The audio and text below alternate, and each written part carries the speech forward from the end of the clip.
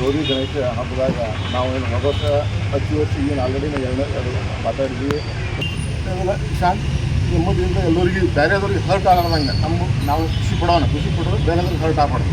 Especially ಇಲ್ಲ ಮದುವೆದಾಗ D J ಹಚ್ತೀರಿ, ಇದ್ರಾಗ D J ಹಚ್ತೀರಿ, ಬೆಳಗಾನ ಕುಳಿತೀರಿ, ಅದ್ರಾಗ ಒಂದು ದಿವಸ ಕುಣಿಯೋರು ಇರ್ತಾರೆ ಗೊತ್ತಿಲ್ಲ. ಆಮೇಲೆ ಹಿರಿಯರು ಎಸ್ಪೆಷಲಿ ಇದು ಮುಖಂಡರು ಏನಾದ್ರಲ್ಲ ಲಾಸ್ಟ್ ತನಕ ನಾವು ಇರ್ತೀವಿ ಪೊಲೀಸ್ ರಲ್ಲಿ ಇದರಲ್ಲಿ ವಿಸರ್ಜನೆ ಸ್ಥಳದಲ್ಲಿ 2 ಇದು ಮಾಡಿದ್ವಿ. ಟ್ರೈನು ಲಾಸ್ಟ್ ಟೈಮ್ ಒಂದೇ ಇತ್ತು, ಭಾಳ ಪಾಳೆ ಹತ್ತಿದ್ದು.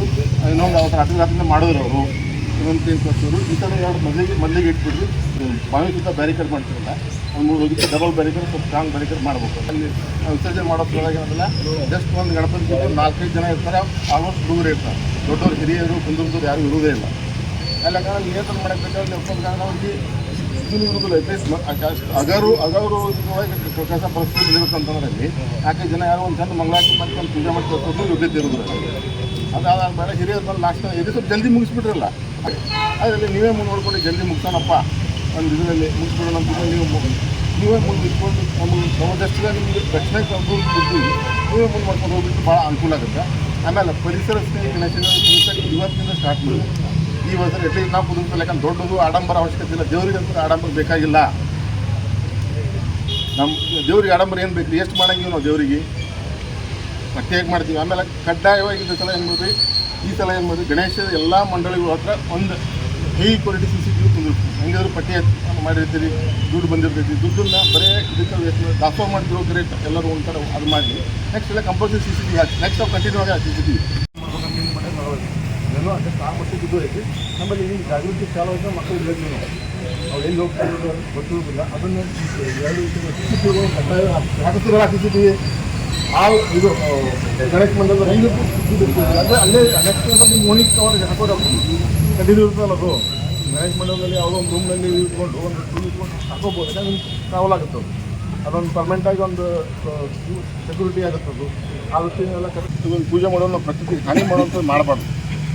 ಅದು ಧರ್ಮನೂ ಅಲ್ಲ, ಇದೂ ಅಲ್ಲ, ಪ್ರಕೃತಿ ಏನಲ್ಲ ನಾವು ಅನುಕೂಲ ಮಾಡಿ ಒಂದು ಇದು ಇರಬೇಕು. ಆ ದೃಷ್ಟಿಯಿಂದ ತಾವೆಲ್ಲರೂ 100% ಪ್ರಕೃತಿ ಗಣೇಶಗಳನ್ನ ಕುಂದಿಸೋ ಮಟ್ಟದಲ್ಲಿ ನಾವು ಬೆಳವಣಿಗೆ ಆಗೋಣ. ನಮಗೆಲ್ಲರಿಗೆ ಒಳ್ಳೇದು ಮಾಡಲಿ ಅಂತ ಹಾರೈಸಿ ಒಂದು 2 ಮಾತುಗಳು ಮುಗಿಸ್ತೀನಿ. ಜೈ ಹಿಂದ್, ಜೈ ಕರ್ನಾಟಕ.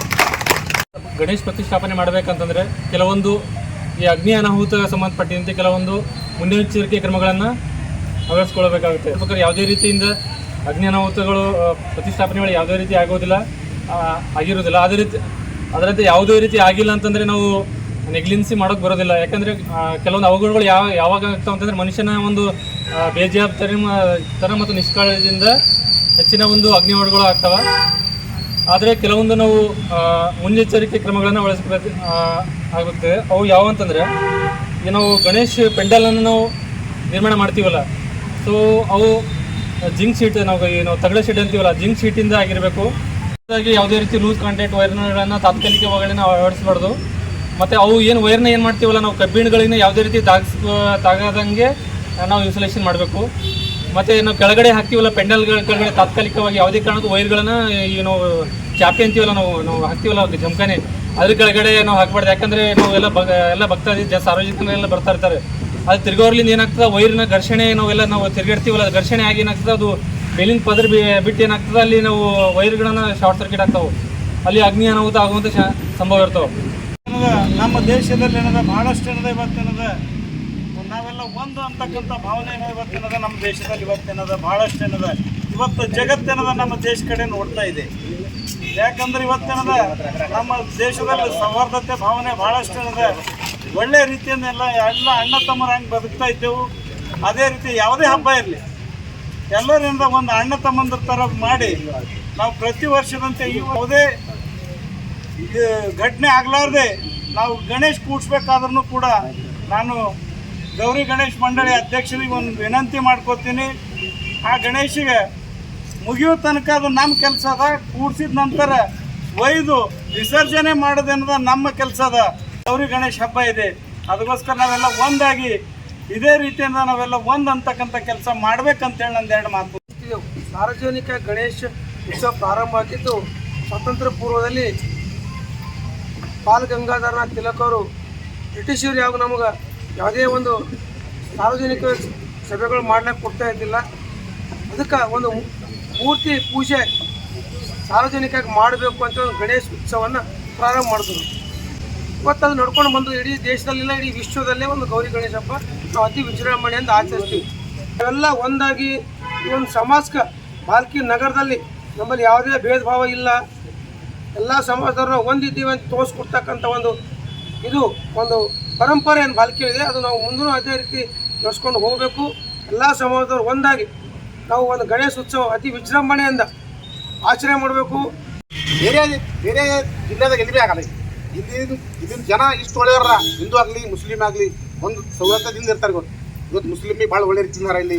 ಮತ್ತು ಅದರಲ್ಲೇ ನಾವು ದಲಿತ ಸಮಾಜದವ್ರು, ನಾವು ಅವ್ರ ಜೊತೆ ಲಿಂಗಾಯತ ಸಮಾಜ ಆಗಲಿ, ಮರಾಠ ಸಮಾಜ ಆಗಲಿ, ಮುಸ್ಲಿಂ ಬಾಂಧವರಾಗಲಿ ನಾವೆಲ್ಲ ಕುಂತು ಒಳ್ಳೆ ರೀತಿಯಿಂದ ಗೌರಿ ಗಣೇಶ ಹಬ್ಬದ ಒಳ್ಳೆ ವ್ಯಕ್ತಿ ವಿಜೃಂಭಣೆ ಮಾಡಿ ಈ ಸಲ ಸುಮ್ಮನೆ ಎಲ್ಲೂ ಸ್ವಲ್ಪ ಭೀ ಜಗಳ ಆಗ್ಯದಂತ ನಾವು ಕಾಣಿಸ್ಕೊಂಡು ಯಾರು ಬಾಲ್ಕಿದ ಏನಪ್ಪ ಅಂದ್ರೆ ಒಳ್ಳೆ ರೀತಿ ಮಾಡಿರಂತ ಕೀರ್ತಿದಾರಂತ ನಾವು ಈ ಗಣೇಶ ಹಬ್ಬ ನಾವು ಮಾಡಿ. ಅದೇ ರೀತಿಯಿಂದ ನಾವೊಂದು ಇನ್ನೊಂದು ಮಾತಾಡೋಕ್ಕೆ ಇಷ್ಟಪಡ್ತೀನಿ. ಈಗ ಕೆಲವೊಂದು ಜನ ಏನಪ್ಪ ಅಂದ್ರೆ ಗಣೇಶ ಕೂರ್ಸ್ಕಜಿಯಿಂದ ಇಸ್ಪಟ್ಟು ಆಡ್ತಾ ಇರ್ತಾರೆ.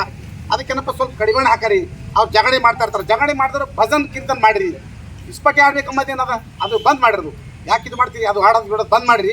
ಒಳ್ಳೆ ರೀತಿಯಿಂದ ಏನಪ್ಪ ಅಂದ್ರೆ ಇದು ಮಾಡಿಕೊಂಡು ಲಾಸ್ಟ್ ಮುಗಿಯೋದೇನು ಒಂದು 2 ದಿವಸಕ್ಕೆ ಮುಗಿತು ಅಂತಂದ್ರೆ ಪಾಲ್ಕಿ ತುಂಬ ಇಷ್ಟು ಒಳ್ಳೆ ರೀತಿಯಿಂದ ಲೈಟಿಂಗ್ ಅಲಂಕಾರ ಮತ್ತು ರಂಗೋಲಿದು ಡಿಸೈನ್ ಎಲ್ಲ ಹಾಕಿ ಪಾಲ್ಕಿಗೆ ನೋಡಿದ್ರು ಎಷ್ಟು ಸುಂದರವಾಗಿ ಕಾಣ್ತದೆ ಅಂತ ನಮ್ಮ ಗಣೇಶ ಹಬ್ಬದ ಏನಪ್ಪ ಅಂದ್ರೆ ಈ ಸಲ ನಾವೊಂದು ರೆಕಾರ್ಡ್ ಮಾಡಿ ತೋರಿಸ್ರಂತ ನಮ್ದು ಒಂದು ಆಸಿದ. ಅದ್ರ ಸಲುವಾಗಿ ಏನಪ್ಪ ನಾವೆಲ್ಲರೂ ಕುಂತು ಒಳ್ಳೆ ರೀತಿ ಮಾಡ್ರಂತ ಹೇಳಿ